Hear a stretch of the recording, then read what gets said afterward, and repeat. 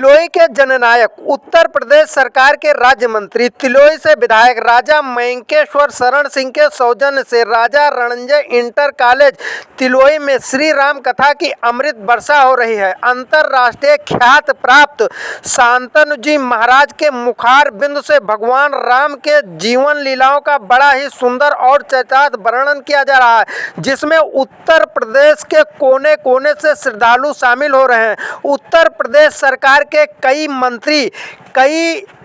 विधायक, जिला पंचायत अध्यक्ष, जिला अध्यक्ष सहित राजनीतिक हस्तियों का जमावड़ा लग रहा है। 9 दिवसीय अमृतमयी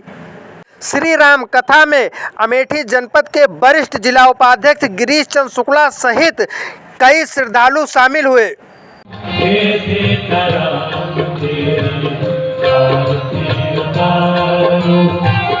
आरती उतारो मैं तो मन मनवारो,